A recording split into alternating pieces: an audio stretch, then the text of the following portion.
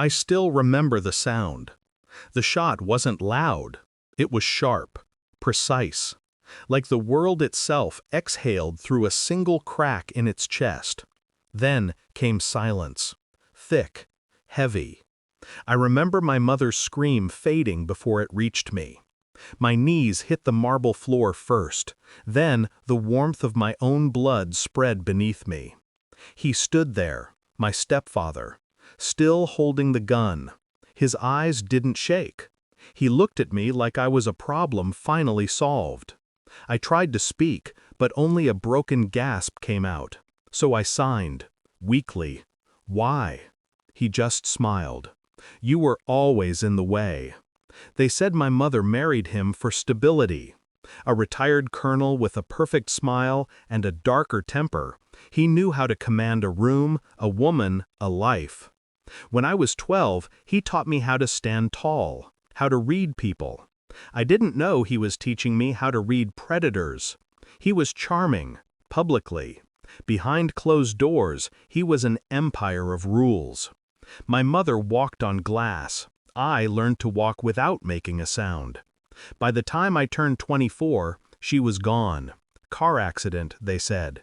But I saw the bruise under her chin at the funeral. The same pattern he left on walls when he was drunk.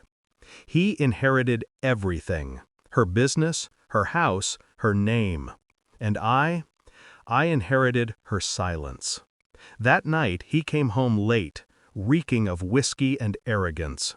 He'd found the documents I'd been collecting, bank statements, audio clips, photos of the bruises he left on my mother. I was ready to hand them over to the press. He confronted me in the kitchen. His voice was calm, too calm. You think you're smarter than me? I said nothing. I didn't need to. I'd already sent the files to a secure drive, scheduled for release if I didn't stop it in 24 hours. He fired before I could move. The bullet tore through my shoulder, grazing my collarbone. I dropped. He thought it was over. He didn't check the pulse, didn't notice me crawl through my own blood toward the door. Outside, the night was cold, blurred by pain and streetlight halos. I stumbled barefoot through gravel, every heartbeat screaming in my ear. The world tilted. I remember collapsing near an old car parked on the curb. A man stepped out, gray beard, rough hands. He looked startled but calm. I signed, "Help." He signed back, "Stay still. You're safe." A deaf man. The only one who could understand me when the world had gone silent. He carried me to his truck, wrapped his coat around me. When I woke up, I was in a hospital room, guarded. The man sat by the window, reading. A uniformed officer stood beside him. Turns out, he wasn't just a man. He was a 3-star general, retired. The kind who didn't ask questions, he investigated. He listened to my story, read my lips carefully. Then he asked one thing. Do you want justice or revenge? I signed back, both. Recovery took weeks. I stayed quiet, invisible.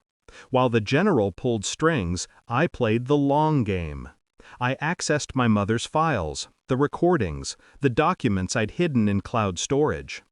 Every memory of her death became evidence. Every bruise became proof.